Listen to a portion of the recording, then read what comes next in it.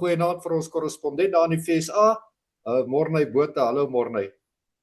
Goeienaand Sakkie. Hier by my is dit 12:44 in die afternoon. Ja, jy het nog 'n dag wat voor is. Ons gaan al 'n bietjie rus.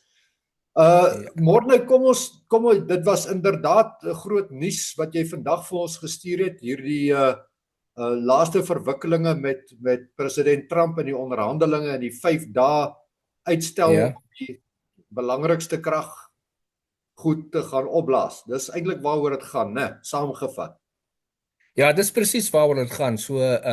Onthou Trump het mos op die naweek al 'n 48 uur ultimatum gegee aan Iran en hulle gesê as julle nie stop met julle aanvalle en goed op die Hormuz-stryd of julle nie verseker dat dit mense kan nou deur dit ry nie binne 48 uur nie, gaan hy kom en al die energiebronne wat hulle het uithaal. En hulle volgens dit, soos hulle nou gesien het Trump vir hulle gesê hy gaan julle kom slaan en hy het die hele land se weermag verwoes.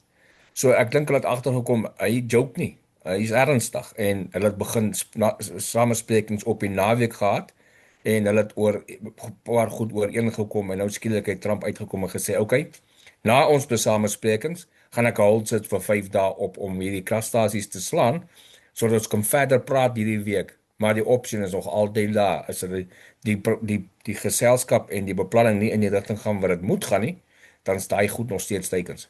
Hmm. Môre nou goed, uit hierdie jy weet wat, ons het aan die begin het ons verskriklik baie fake news gesien. Destyds in Ja. Januarie met ek dink daar was 30,000 mense dood in daai optog. Ons het 'n vlaag van fake news gesien. Dit begin vir my afneem, maar nie dramaties nie. Daar's nog teenwoordig en die jongste een op grond van wat nou die verwikkelinge nou is nou die ambassadeur of ek weet nou nie presies wat sy posisie, maar hierdie hooggeplaaste spokesperson van Iran wat sê daar is geen onderhandelinge nie. Hoe kom hulle daarby uit? Ek vra Ja, vir jou dit en ek wil net byvoeg, ek weet nie hoekom wil ek dit sê nie, maar tog, wie kan dink dat die staatspresident van die Verenigde State van Amerika sal staan en twak praat? Jy weet dit, ek het nie die logika daar nie, maar kom ons hoor, wat is jou opinie? ja, daar wat praat van dit is die Iranse buitelandse minister. Onthou wat die mense moet verstaan. Die Ayatollah regime probeer aanhou aan die power in die land so ver as hulle kan want hulle besit meeste van die besighede daar. So, hy gaan vals inligting uitgee. Dis vir die benefit van die populasie van Iran. Want hulle het nie toegang tot die internet nie. So hulle gaan glo wat hy sê en wat hy vir hulle vertel. So baie van die vals propaganda wat kom van hulle af om te sê Amerika's verslaan, die basisse is verwoes, daar's duisende soldate dood en al hierdie, want dit is al nuus wat die populasie kry. So hy gaan ook nou sê, ek het nie met Amerika gaan onderhandel nie. Laat dit nie klink like hy swak lyk vir sy eie populasie nie. Hy moet sterk lyk dat hulle kan in beheer bly. Maar agteraf van onderhandel anyway, hy het nie keuse nie. So en hy gaan op publiek vir die wêreld wys nie, ons gaan nie onderhandel nie, maar wat agteraf gebeur is twee verskillende plekke en dit het ek gesien toe ek in die regering gewerk het in Suid-Afrika op presidensiële vlak met allerlei buitelandse besoekers. Dan kan jy sien wat hulle daar in daai plekke bespreek en wat vanaand op die 16 nuus kom, is nie dieselfde goed nie. Dit is nou maar hoe dit op daai vlak werk. My Ja, vraag is hierso, jy sê dat die ou maak nou die aansprake eintlik vir die mense van Iran, maar dit is nie eintlik in 'n positiewe sin vir die mense van Iran nie. Dit is basies net om die regime die geleentheid te gee om met die onderdrukking voort te gaan, né? presies. Hy moet hulle nog steeds bang maak. Laat hulle nie opstaan kom teen die regering nie. Want hy weet, hulle kan nie regtig meer keer as daai populasie opstaan nou en teen die regering in opstand kom. Hulle gaan nie soos in Januarie kan honderde duisende doodskiet of nog nie 100, weet amper 30,000 doodskiet. Hulle gaan dit nie noodwendig kan stop nie want 'n groot deel van hulle polisie en weermag en so is uitgehaal. So hy weet hulle is nie so sterk genoeg om dit die hele land vol te gaan onderste te gaan stop nie of optogte te gaan stop nie. So hy moet hulle nog bang praat dat hulle dink hulle het nog steeds die vermoë om enige optog te kan onmiddellik dooddruk. Hmm.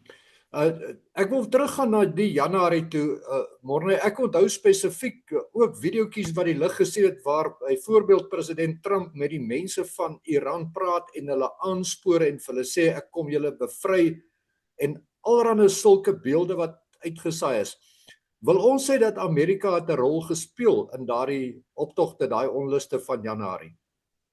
Ja, definitief, want in Januarie was Iran op die swakste stand van hulle regering in in dekades.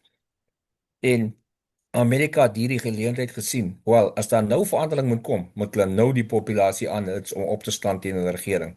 So Amerika het definitief, president Trump het gesê, as julle opstaan, gaan ons julle support. En met daai, onthou daai tyd was die internet nog 'n bietjie oop vir hulle, so hulle kon sien wat in die buiteland aangaan met die nuus en alles. En daarom het daai regime van Iran daai onderdruk en daai mense begin doodskiet voor die voet die wat opgestaan het teen hulle. So daar was definitief 'n support van Suid-Amerika se kant af om hulle te kry om op te staan teen die regering. OK. Nou wil ek aan 'n ander saak raak. Ek wil nou waag dat ons bietjie praat oor voorspellings, maar laat dit nou nie deurgaan as conspiracy theory. Die conspiracy theory het mos iets met negatief te maak.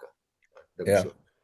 So as ons nou kyk die stand van sake en ons sê vir mekaar hierdie ouens gaan nou volgens Trump en ons glo hom in 'n onderhandelingfase en dan beteken dit in praktyk dat ons kan regtig waar die einde van die oorlog sommer hier om die draai skielik sien. En hoekom ek so sê is die een uitspraak van Trump waar hy gesê het dat die ouens met wie hy nou praat is eintlik nie slegte ouens nie. As daar nou 'n ooreenkoms kom van byvoorbeeld koalisieregering tussen hierdie regime en dalk 'n opvolger vir Iran, dan gaan dit beteken onmiddellike onttrekking, dan is die oorlog verby. Ja, definitief. As daai ding kom, as hulle by die samesprekings kom en maar die verstandhouding gaan ook daar wees. Julle het gesien hoe ons julle op 28 Februarie gesurprise en die hele weermag amper in een dag verwoes het. Ons kan dit weer doen. So en jy het gesien hoe ons die eerste dag vir Ayatollah en sy maatjies kom uithaal, ons kan dit weer doen. So daai verstandhouding gaan nog steeds daar wees. As hierdie ding goed gaan, kan ek jou amper waarborg dat mense kan niks waarborg in 'n oorlog nie. Dat ons hier teen die einde van hierdie week 'n baie lae vlak oorlog of 'n zero oorlog mee kan sien. Dat dit so vinnig kan uitwerk dat dit stop. Met die verstandhouding, as Iran besluit nee, hulle wil weer net bullshit soos laas keer, dan gaan hulle weer pak kry. En so hopelik met die jonger, die laer af in die regering op die oomblik, die wat nou oor is om te lei, nadat die topleiers al uitgehaal is, hulle kom agter jou lewe kan baie kort wees as jy 'n leier in Iran is en jy staan op teen hierdie ding. So ek hoop definitief van harte dat hulle agterkom. Hier moet hulle maar met die onderhandeling saamgaan en begin saamwerk vir 'n vreedsame uiteenkoms vir die hele Midde-Ooste. Ek dink ja, as ek moet hoop uitspreek, dan sou ek hoop dat die mense van Iran, die bevolking van Iran, die Persiërs van Iran, hierdie geleentheid nou gryp om 'n daadwerklike verandering in die land teweeg te bring. Morney, daar's hy. Ons gaan uitkyk vir jou vir nuus soos wat dit ontwikkel en baie dankie ook vir jou werk hier by Koepel TV. Ons waardeer dit. Dankie. Is 'n plesier om Sakkie en vir die luisteraars geniet maar die dag verder. Dan sien ek julle weer.